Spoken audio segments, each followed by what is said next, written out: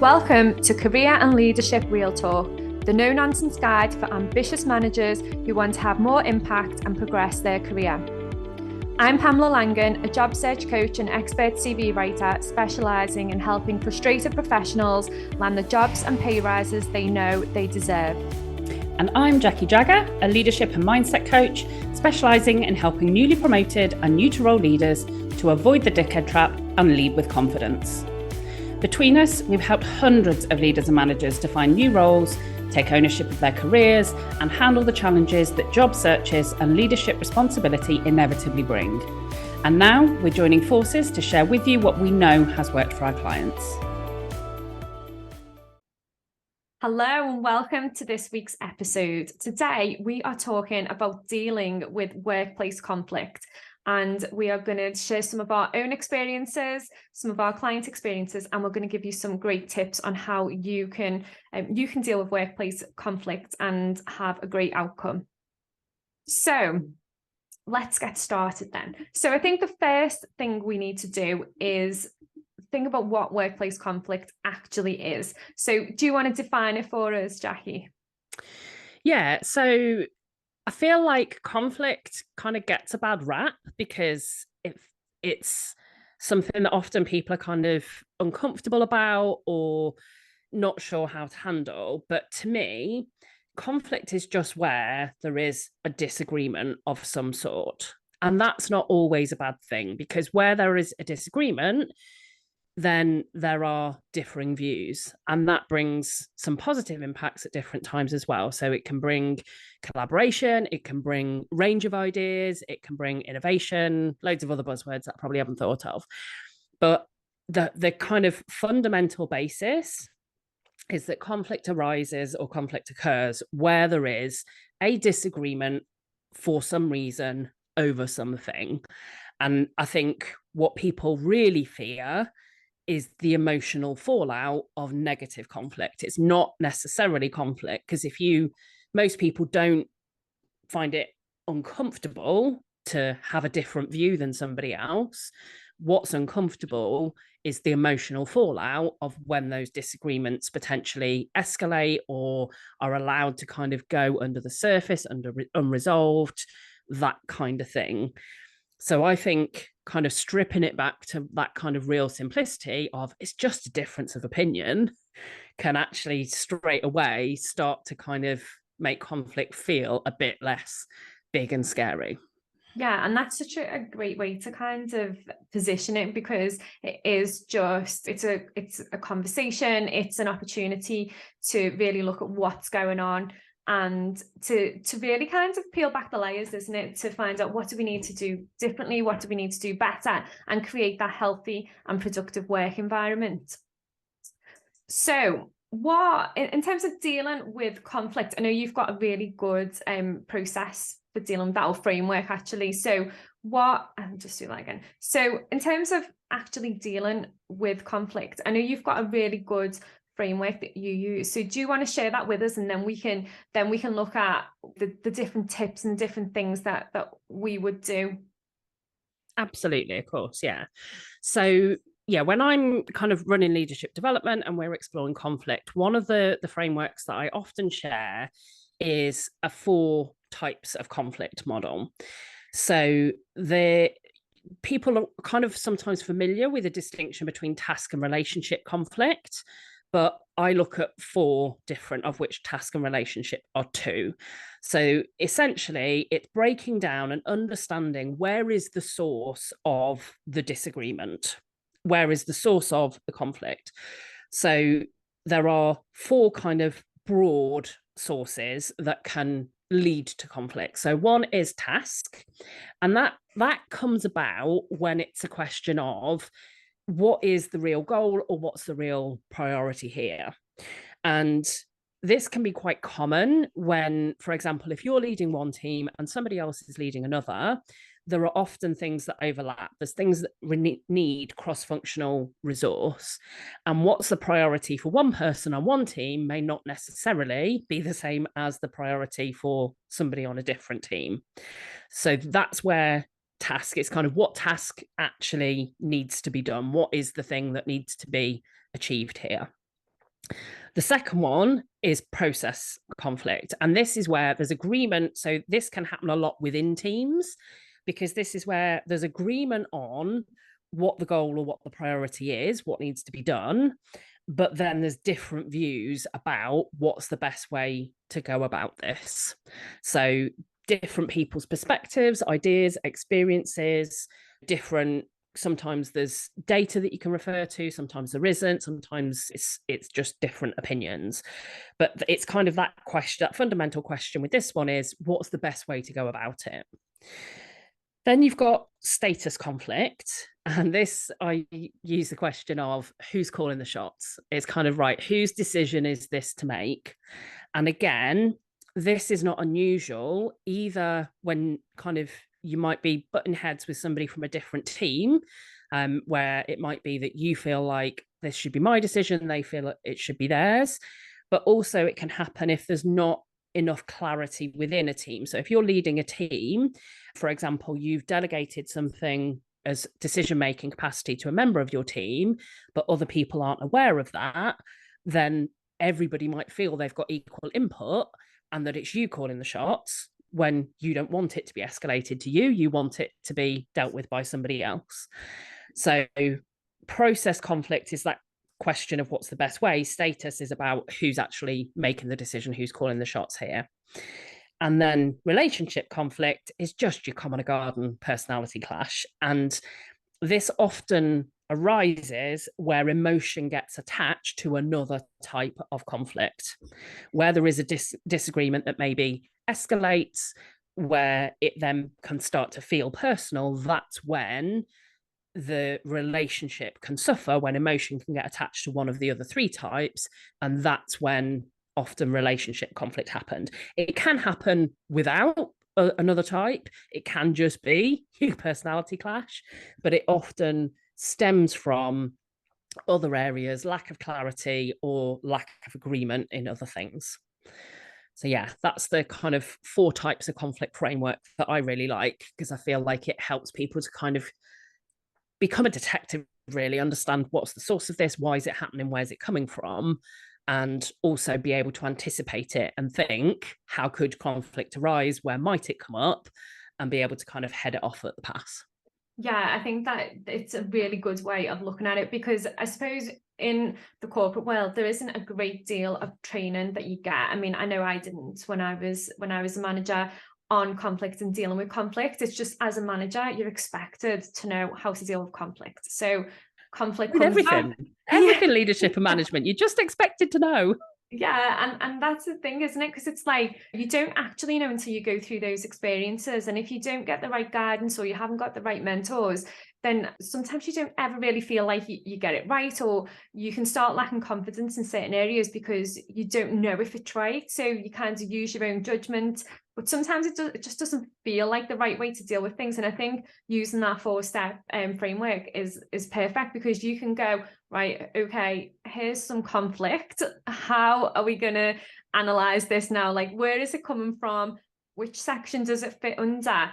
And now that I know where it's coming from, like, how are we going to deal with it? And you can almost take that objective view then, can't you? Because you're kind of like, okay, well, it's potentially a process issue that's causing the conflict. So how are we going to get around that? Who do we need to get around the table to sort that out? And then you can go through, and then obviously with some of the relationship ones where you've got a real personality clash, like sometimes there's a whole range of things that you'll to conclusions with, because you naturally just don't like conflict. It's difficult, isn't it? People don't enjoy having difficult conversations or dealing with conflict. So I suppose you almost use that framework, take the emotion out of the conflict, would you say?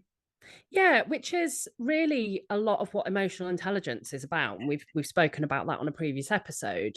And it's not that you're not kind of seeking a completely emotionless robotic workplace. You can have, for example, some really good lively debate about what's the best way to go about things if you keep the focus on the process conflict and the discussion and debate about what's the best way to do it, rather than on, well, that's a ridiculous, it's when the judgment gets attached that's when the relationship conflict can come in. Whereas if you can keep the focus on seeking clarity in the other area, then often the relationship doesn't get damaged. And equally, if you can have really good, healthy debate in other areas, then often you develop the skills of resolving conflict, which means that when relationship conflict does happen, you're more equipped to understand and to kind of go into resolution mode. And I think I had a really interesting conversation on a leadership development program I was running recently about, do emotionally intelligent leaders avoid conflict, or actually do they engage in more conflict, but it just is more positive, more constructive conflict, so more of the innovation, the collaboration, the diversity of the ideas, and therefore it doesn't get labeled as conflict because it's handled really well. So yeah, absolutely, that kind of emotion and emotional intelligence piece is a really big part of it, I think. Yeah, and I think like as part of that as well is, don't take it personally. If you're in a situation where conflict arises and people are coming up with different views and opinions, as soon as you feel like you're taking it personally, that's where you kind of need to step back and go, right, okay, this is not about me. This is about the situation. This is about the task in hand. This is about, it could be about a whole range of things, but as soon as you start feeling like you're taking it personally, for me, that's where I always kind of step back and go, hold on a minute, like this is not about me. But it does take some practice to do that, because at the start, like it wasn't always easy for me to do that. And some of the conflict was so emotionally charged. And when you're kind of seen as the person who needs to resolve it, or maybe you're even in the middle of it, it can be really difficult to kind of take yourself out and go, okay, this is not about me. This is not personal. Even though sometimes it can feel quite personal, it's actually, if you look at it from the point of view as, this is not about me, this is about the issue at hand. I'm the facilitator basically that's going to figure out where this is coming from and almost like what part of that framework it fits under, and then you can deal with it. And the more you do that, or what I found, the more that I dealt with conflict, then as you just said, then it doesn't always then feel like conflict. It just feels like a healthy debate that moves you forward. It doesn't always have to be conflict, but if you do find yourself in a lot of situations where it does feel like conflict, it might be worth just thinking about that framework and kind of taking that step back and really start to think, is it conflict, or could it be a healthy debate? And one of the game changers for me was recognizing that if it's not my decision to take, do I need to actually input here? Do I need to? I'm quite plain speaking. I will give an opinion or review on things. And what this did for me was help me to recognize that if I disagree, but it's not my decision to take, then I can offer my view, but there is absolutely no obligation on that other person to receive that view. And once I let go of the attachment to, they should be taking my views on board, it's like, well, why? If it's their decision to take, I'll offer it. And if I've offered it in a way that it sounds useful or worthwhile them listening to, then they can take it on board. But it meant that instead of me feeling like I should be having an input, I was able to detach myself from that attachment to them taking on board my ideas. And that has made such a difference in terms of my working relationships. Equally, I worked in a senior leadership team where we used to have some really spirited, lively debates, and we would disagree on loads of stuff. But because we kept it in the task, the process, and the status ones, and we would check in and remind ourselves, right, who is calling the shots? Okay, which is the priority here, and who gets to decide that? Okay, now what ideas have we got about the process? Who's going to input? And that can come from anybody and anywhere. Then the decision is made, and then we get behind it.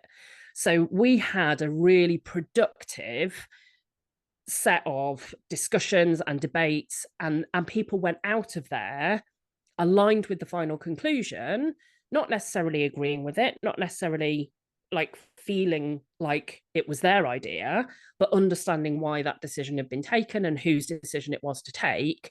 And therefore, the relationship side was just a non-thing. We would disagree, but it wasn't emotive, the fact that we disagreed, because it was always productive and always done in that context. And we had so many more disagreements, and it was such an interesting job because we could do that. We could disagree safely without it damaging our relationship. Yeah, and do you know what? That is an amazing reframe on that, isn't it? Because lots of my clients that I work with, they come to me because they're fed up with the conflict that they're dealing with in the workplace, and it almost becomes a toxic environment when there is lots of conflict that's not resolved appropriately, that nobody really takes ownership of what needs to be done, so the conflict continues. And it can really add to a toxic work environment if there's loads of conflict. And naturally, I think people don't enjoy conflict. They really don't. And I think it's interesting. So if you reflect, I'm just going to ask you this question. Yeah. I'm prepped you for it. So who knows where this might go. But my instinct would be that probably that those clients describe is where the toxic situations are, where there's a lot of unresolved and escalating relationship conflict.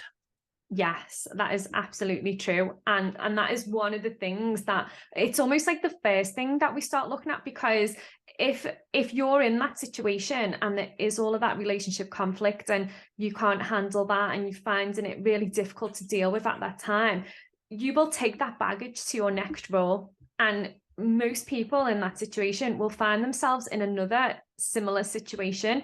And it's only when you start addressing the conflict and you stop taking it personally that you actually go, hold on a minute, this could actually be useful.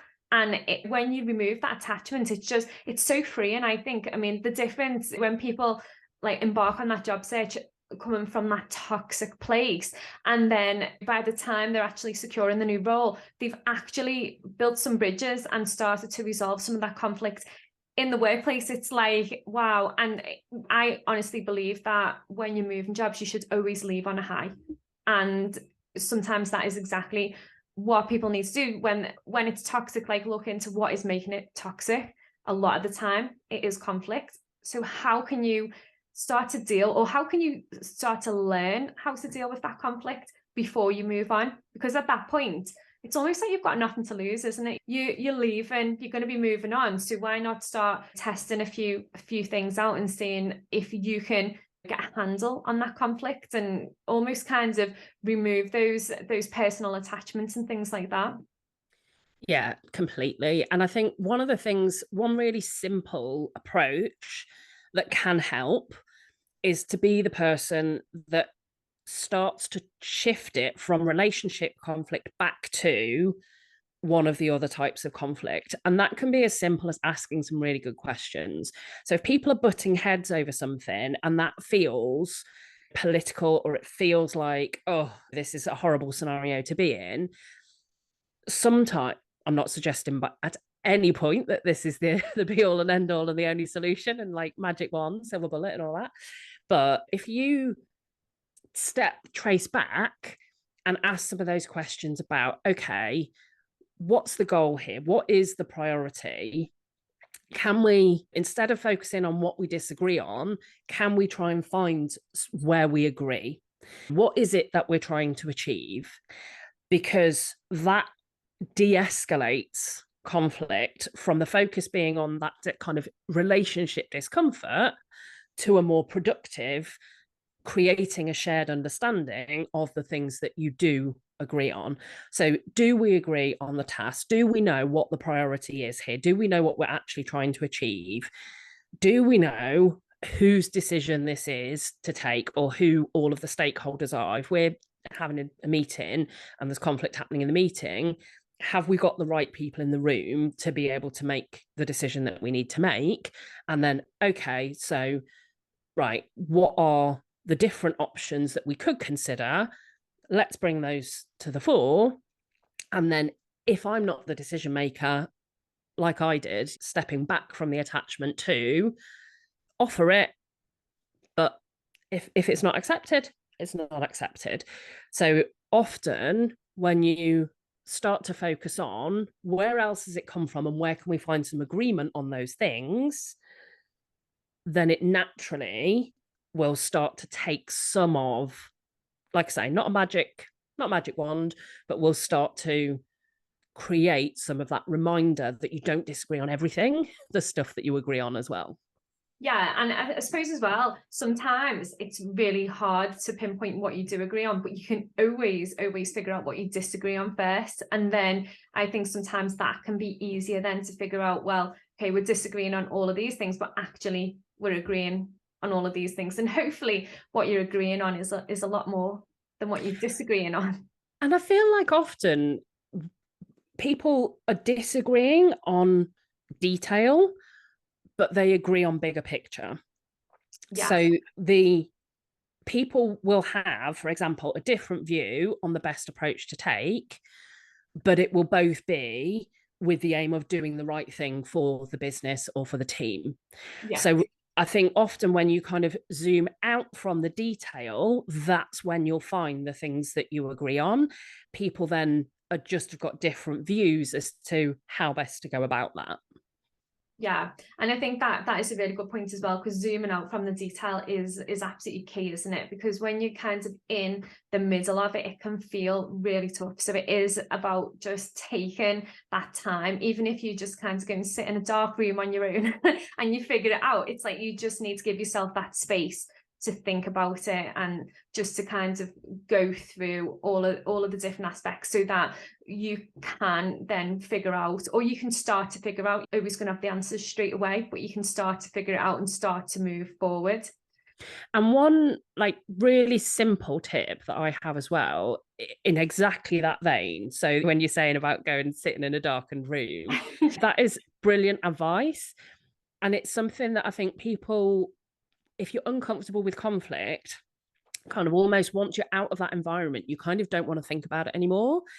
But actually, if you do sit, darkened or not, but in a room and kind of replay that conflict in your mind, what you can do is to think about and imagine how could you have calmly and assertively made a point that could have made a difference, that could have de-escalated things, that could have made that conversation more productive.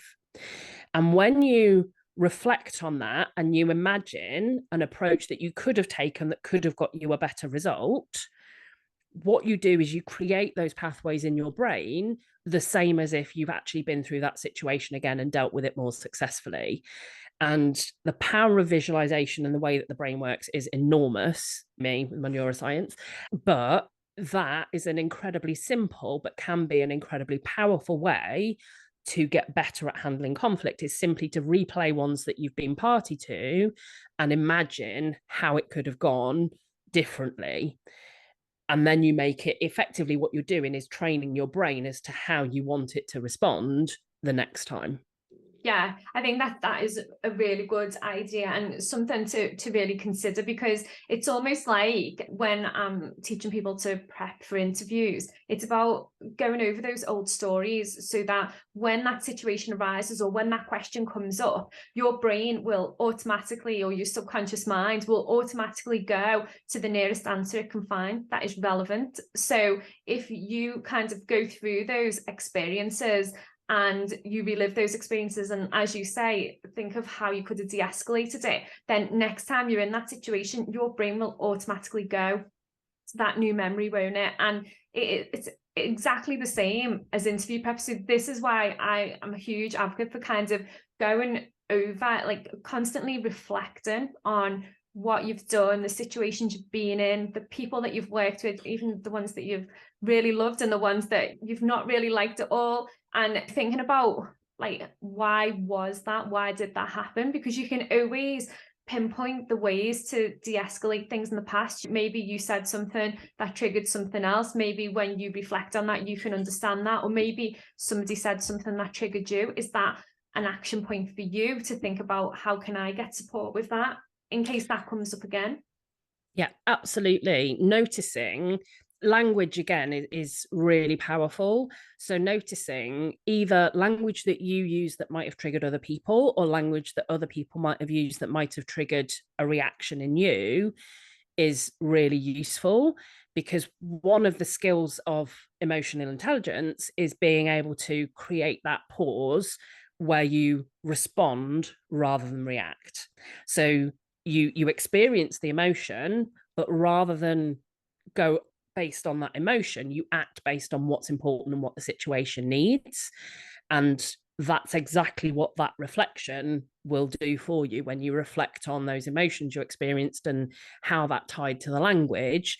And again, you can then prepare yourself that, okay, and if I hear that word, what do I remind myself? How do I create that pause and that moment so that next time I respond rather than react? Yeah, and if you do that, it will make such a difference. So what would you say your top tips are for dealing with conflict at work? So I think probably the the kind of key one really is, don't fear conflict, recognize what it is, how it can be beneficial, but also how you can kind of deconstruct it and understand, so that you can minimize the destructive effects and maximize the constructive ones. So I think that would be the first one, is kind of get comfortable with the idea that maybe it is possible for this to be a good thing, because once your mindset shifts, everything else follows. And then I think that element of focusing on where you agree, and sometimes that taking a bit of that kind of zooming out, is really important. And I also think the kind of one of the core skills of emotional intelligence is empathy. And that's one of the things that can go by the by. So practicing empathy, even when it's hard, especially when it's hard, and really kind of trying to understand other people's perspectives rather than defending your own, can be a complete game changer, because sometimes you're just at cross purposes. And when you ask questions and when you use empathy to try and understand their perspective, all of a sudden you realize that actually, again, you find more of the agreement, you find more of that. How about you? What would you add to those? I think, I mean, they're great tips. And one thing that I would add is address it early. Don't let it fester. Because if you tackle these things as soon as they come up, they're so much easier to resolve. If you let it fester, that's where there's more emotions that come into play and more relationships can be damaged. So address it. As soon as you recognize there's conflict occurring, then address it as soon as you possibly can. Absolutely. Yeah, it's such an important point. And if I think of coaching clients, that's exactly the thing that often comes up for them, is kind of like, oh, I don't feel comfortable with it, so I don't know how to address it, so I don't. And then it's kind of like, okay, well, you haven't addressed it now, but a day, a week, a month later, you've now got a whole bigger thing to have to address. So yeah. And the other thing I would say is that for both of us, we offer a power hour option, which is just an ad hoc coaching hour where you can work with us on a really specific topic. Handling conflict at work is a really common topic that both of us, our clients, kind of experience and have in different ways. So the links will be in the show notes. So if you want to book in to be able to kind of explore that with us and resolve, depending whether that's kind of showing up for you in terms of you needing a job search, or whether that's showing up in terms of how you lead your team, then we're always happy to help with that. So thanks for listening to this week's episode. We hope you've enjoyed it. Please do share it with anybody else that you think would find it useful. And don't forget to subscribe. Don't forget, you can always drop us a message if there's anything you want us to cover on any of the podcast episodes, or if you do need any support. So we will look forward to hearing from you, and we will see you next week. Exciting news from us. If you're an ambitious leader or manager earning 50k or more and you're ready to take your career to the next level, we have an opportunity for you. Introducing Catalyst Career Club, your secret weapon for unlocking career success. As a member, you'll get access to monthly live training sessions, exclusive job opportunities, and the ability to get personalised advice from us on your toughest career challenges. We've helped thousands of driven leaders like you secure significant pay rises, land dream roles, and thrive in their careers. And now we want to support you in achieving your most ambitious career goals too. Membership is just $6.99 per month with no contract or tie-in. And as a special bonus for being our podcast listeners, you can use the code podcast at checkout to get your first month for just £1. Head over to pamelalangan.com/Catalyst Career Club to sign up now, and we'll see you inside.